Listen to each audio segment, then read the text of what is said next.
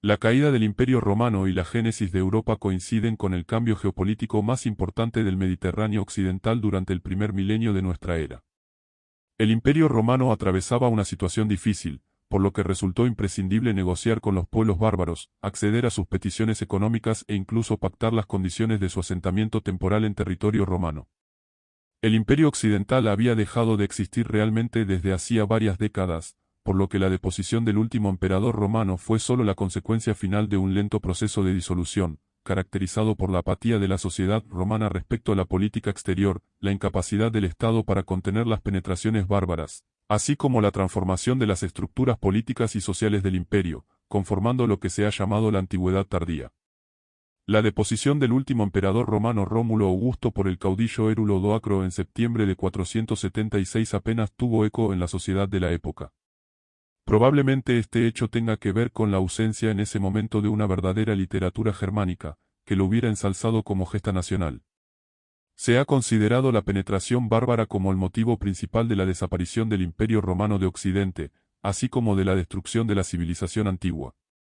El asentamiento de grandes masas de población en las provincias se confunde en la historiografía antigua con las invasiones violentas que, en realidad, son solo su consecuencia. Los primeros testimonios de migraciones de pueblos los tenemos en el reinado de Marco Aurelio, 161 a 180, una vez sofocados los grandes conflictos internos de la primera mitad del siglo II, burgundios, catos, marcomanos y otros pueblos que habitaban las regiones limítrofes del imperio encontraron unas provincias muy desguarnecidas militarmente, y obligaron a Roma a abrir varios frentes de lucha. Donde se evidenciaba el fracaso político y militar se tuvieron que llevar a cabo los primeros tratados que permitieron el asentamiento de pueblos enteros en territorio romano. Estas grandes incursiones desde los territorios orientales se vieron acompañadas al poco tiempo por otras de carácter masivo en Occidente, protagonizadas por godos, alamanes, francos, cuados y sármatas. Algunos bárbaros fueron absorbidos mediante pactos en el ejército romano, y otros continuaron con el pillaje.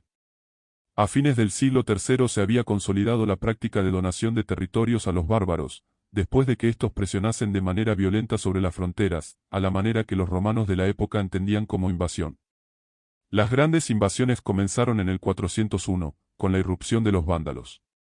Luego llegaron los visigodos, en el 403, los suevos, en el 406, los burgundios, en el 409, y en el 410 los visigodos de Alarico saquearon Roma.